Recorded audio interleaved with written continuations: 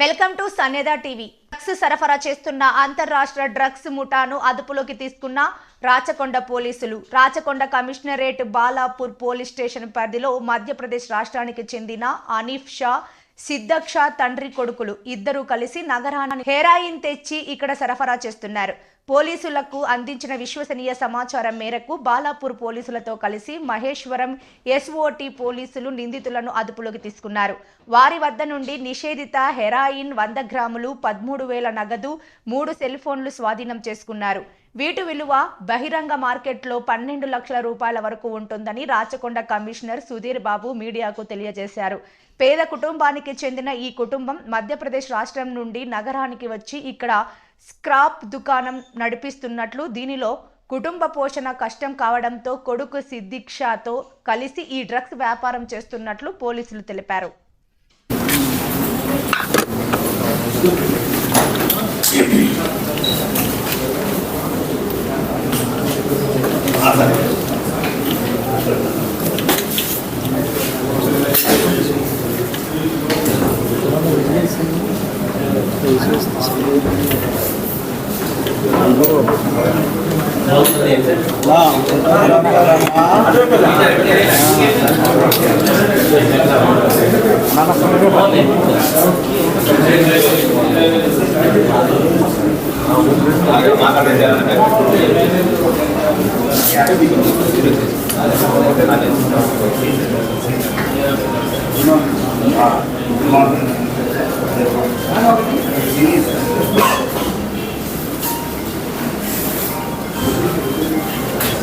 ఇంతకుముందు కేసులు ఉన్నాయి.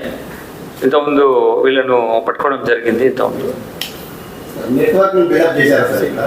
ఇక్కడంటే ఇప్పుడు ప్రయత్నం చేస్తున్నారు. కేసు ఇంతకుముందు వచ్చిన పరిచయాలు ఉన్నాయి కాబట్టి ప్రయత్నం చేస్తున్నారు. ఎక్కువ ముంబైలో కేసెస్ ఎక్కువ ఉన్నాయి. ముంబైలో ఎక్కువ కేసెస్ ఉన్నాయి. సార్ హైదరాబాద్లో రిసీవర్స్ సార్ ఇక్కడ మన రాచకొండలో అంటే మేము ఇప్పుడు ఈ స్టేజ్లో మేము రివీల్ చేయలేము. ఎందుకంటే ఇంకా చాలా ఆపరేషన్ అంటే ఇప్పుడు ఇందులో పట్టుకున్న అతను మాంటూ అనే అతను ఒకతున్నాడు. అతను మన ప్రీవియస్ కేసులో కూడా నేరస్తుడు. సో మన ఈ సిచ్యువేషన్లో అందరినీ రిసీవర్ను రివీల్ చేస్తే ఫర్దర్ మనం చేసే యాక్షన్ కనెక్టివిటీ మిస్ అవుతుంది. కాబట్టి అది మేము we can't reveal you that. అతనే మెయిన్ సప్లయర్ అక్కడ నుంచి. ఇది మధ్యప్రదేశ్లో ఉంటాడు అతను. అక్కడ నుంచి సప్లై చేస్తుంటాడు. అంటే ఇప్పుడు ఈ మధ్యలో స్టూడెంట్స్ కూడా రెగ్యులర్గా దొరుకుతుంది కదా సార్. అంటే ఏ సెక్టర్ వాళ్ళు ఉన్నారు? స్టూడెంట్సా, వ్యాపారులా, లేకపోతే సినిమా వల్ల ఎవరు? అంటే at least sector it is like spreading everywhere like water. ఎక్కడ డౌన్ ఉంటే అటు వెళ్ళిపోతుంది కదా. అట్లనే ఎవరు ఏ ప్రొఫెషన్లో కన్జ్యూమింగ్ హ్యాబిట్స్ ఉండి ఉన్న వాళ్ళందరూ ఉంటున్నారు. అంటే రకరకాలుగా కొందరు స్టూడెంట్స్లో గాంజా లెవెల్లో కొందరు ఉంటున్నారు కన్జంప్షన్లో. డిఫరెంట్ ప్రొఫెషనల్స్, మనీ ఎక్కువ ఉన్న వాళ్ళు డిఫరెంట్ కైండ్ ఆఫ్ డ్రగ్స్ను, కాస్ట్లీయస్ డ్రగ్స్ను తీసుకొచ్చి అడిక్షన్లో ఉంటున్నారు. కాబట్టి ఇది అన్ని వాక్స్ ఆఫ్ లైఫ్ను హిట్ చేస్తుంది. సొసైటీలో ప్రతి ఒక్కరు దీనివల్ల ఎఫెక్ట్ అవుతున్నారు.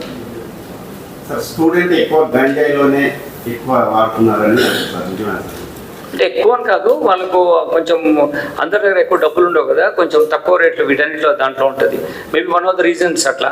సో అది ఈజీగా అవైలబుల్ వాళ్ళకు సోర్స్ చిన్న ప్యాకెట్స్లో ఉండి తక్కువ డబ్బులకు ఉండే అవకాశం ఉన్నదనేటువంటిది సిచ్యువేషన్ ఉన్నప్పుడు అలా చేస్తుంటారు. క్యారీయింగ్ అని వాళ్ళకు సింపుల్గా చేయొచ్చు. దీని నెట్వర్క్ అంతగా చెట్టు కూడా మనం చూసాం, చాలా ఇంటి పక్కన చెట్లు కూడా పెంచుకొని అవి కన్జ్యూమ్ చేసిన వాళ్ళు కూడా ఉన్నారు. So that's kind of supply ఈజీగా ఉంటుంది కాబట్టి అది ఛాన్స్ ఎక్కువ ఉంటుంది. Okay boss, thank you.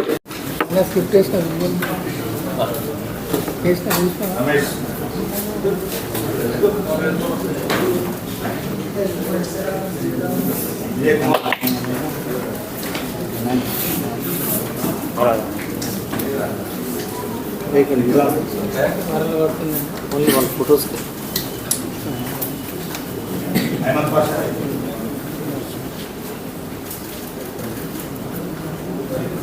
Ravi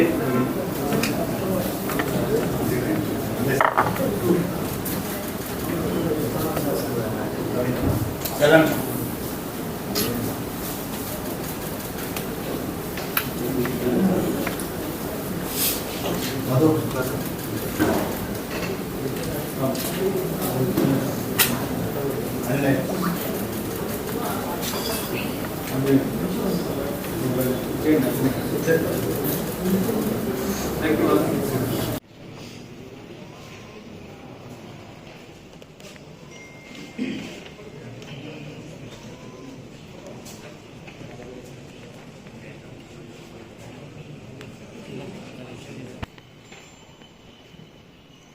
ready, sir?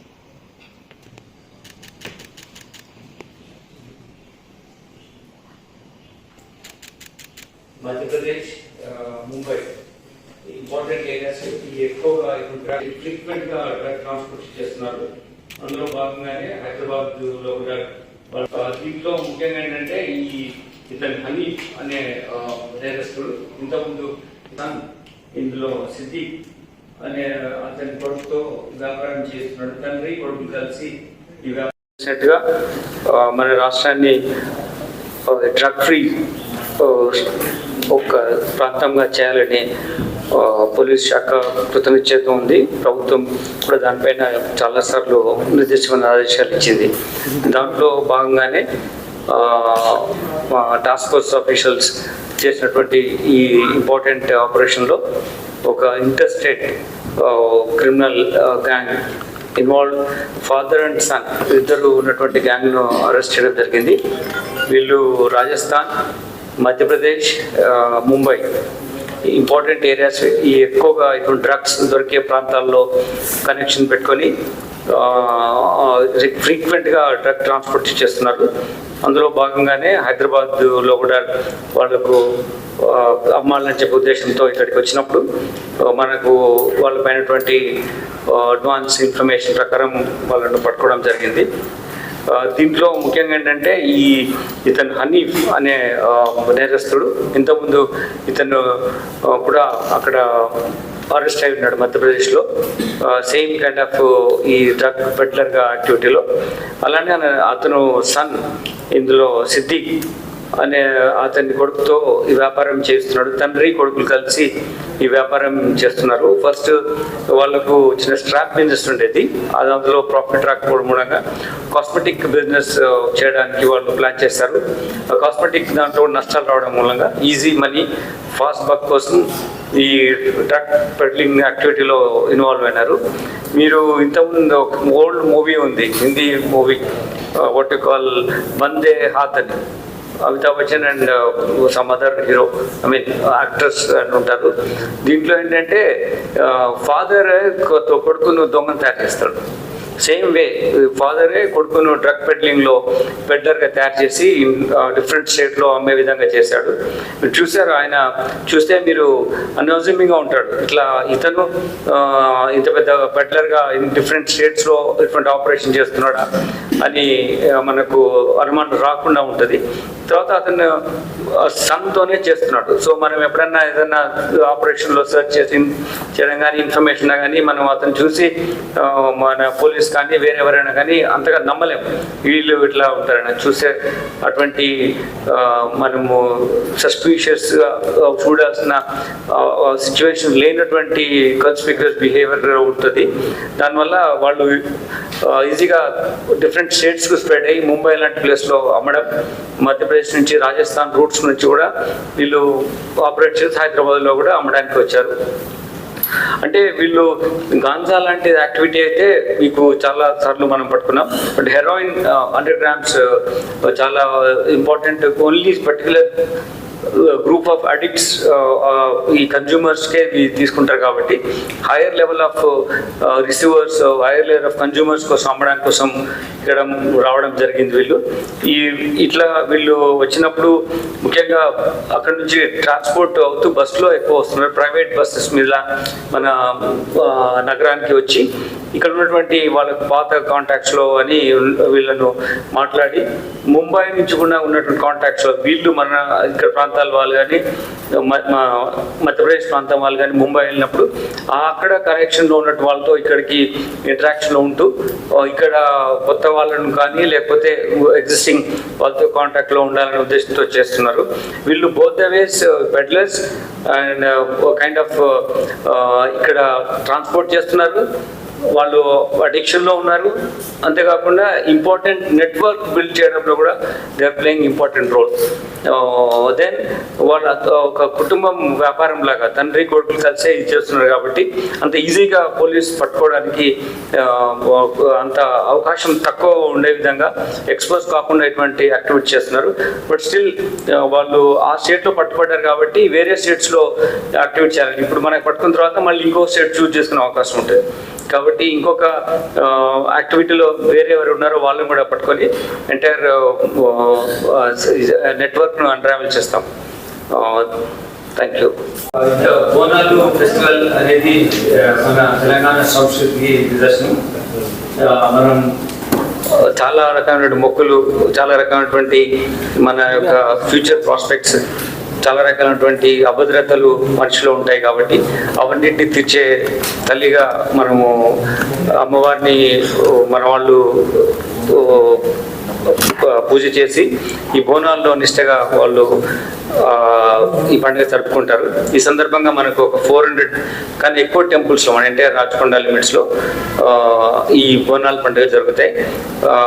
అంటే హైదరాబాద్లో గోల్కొండ, దాని తర్వాత లష్కర్ బోనాలు, దాని తర్వాత మన లాల్ బజార్ బోనాలు, ఇట్లా ఇంపార్టెంట్ 3 బోనాలు ఉంటాయి. కానీ మన దగ్గర ఏంటంటే చాలా టెంపుల్స్లో కాంగ్రిగేషన్ ఉంటుంది. ఇది ప్లాన్డ్గా లేకుండా ఉంటుంది కాబట్టి మేము ఎక్కువ ప్లాన్ చేసుకోవాల్సి వస్తుంది. దీనికి ఎక్కువ మంది ప్రజలు డిఫరెంట్ టెంపుల్స్కి వెళ్తారు కాబట్టి వాళ్ళందరూ కూడా పోలీసుకు సహకరించవలసి కోరుతున్నాం. దాని తగ్గట్టుగా బందోబస్తు ఆల్రెడీ వేసాం.